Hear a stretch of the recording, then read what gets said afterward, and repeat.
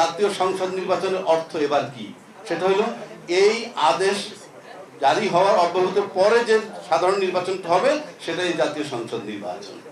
তার মানে কি? তার মানে সংবিধান মোতাবেক এই নির্বাচনটা জাতীয় সংসদ নির্বাচন করার সুযোগ নাই, সেটা এক্সপায়ার করছে।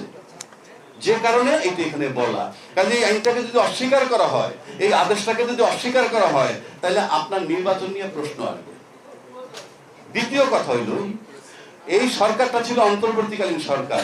যে সরকার সংবিধানের মধ্যে নাই, সে সরকার এই সংবিধান চালাবে কিভাবে? এটা ভেরি সিম্পল। আপনি একটা কোম্পানির কিছু না, সেই কোম্পানির ভিতরে আপনি ম্যানেজিং ডিরেক্টর হিসেবে নাই, তো আপনি সেই কোম্পানি চালাবেন কেমনে? এইটার ভিতরে তো বলা নাই অন্তর্বর্তীকালীন সরকারের কথা। সুতরাং সে কারণে আপনি অন্তর্বর্তীকালীন সরকার চলেছে অন্তর্বর্তীকালীন আইনে, এবং সেই আইনটা কি উনি যেটা বলবেন সেটা চূড়ান্ত হয়েছে তাই কিন্তু, এবং সেটার বৈধতা দিছে এই জুলাই সনদের মাধ্যমে।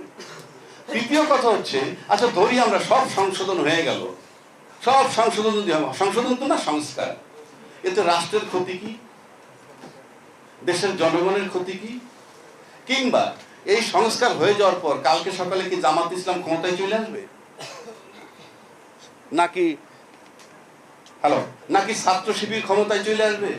নাকি ছাত্র লীগ ক্ষমতায় চলে আসবে? ক্ষমতায় আসার সাথে এই সংস্কারের সম্পর্কটা কি? তাহলে আপনারা বাস্তবায়ন করতেছেন না কেন? এইটা যদি, এই সংস্কারগুলো যদি হয়, রাষ্ট্রের ক্ষতি নাই, জনগণের ক্ষতি নাই, বিদেশের সাথে আমার সম্পর্ক নষ্ট হবে না, তাহলে সংস্কারটা করতে সমস্যাটা কোথায়? সমস্যা এক জায়গায়, সেটা কি? আপনি কুক্ষিগত করবেন সব। Intention is not good, but আইনের ভাষায় কি বলে?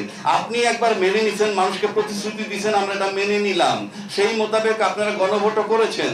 এই যে প্রতিশ্রুতি দেওয়া, আমার কাছে মনে হয় শিশির মনির বলবে, ব্যারিস্টার ফুয়াদ আশা সে বলবে, একবার যদি আপনি প্রতিশ্রুতি দেন, সেখান থেকে আপনি আর ফিরে আসতে পারবেন না। আপনাদের প্র্যাকটিক্যাল লাইফেও দেখবেন, ঘরে ফ্যামিলিকে যদি একটা কথা দেন যে এটা করব, পরে দেখলেন যে আপনার অ্যাবিলিটি নাই, ফিরে আসা কষ্ট। তার মানে কি? আইনটা কিছুই না, আপনার ইন্টেনশন। আপনি রাজি হয়েছেন, সম্মতি দিয়েছেন, প্রধানমন্ত্রী বলছেন যে আপনারা হাতে ভোট দিবেন, এখন প্রধানমন্ত্রী কিন্তু একেবারেই নীরব। তাহলে প্রধানমন্ত্রীর কথার মূল্যায়ন কোথায়?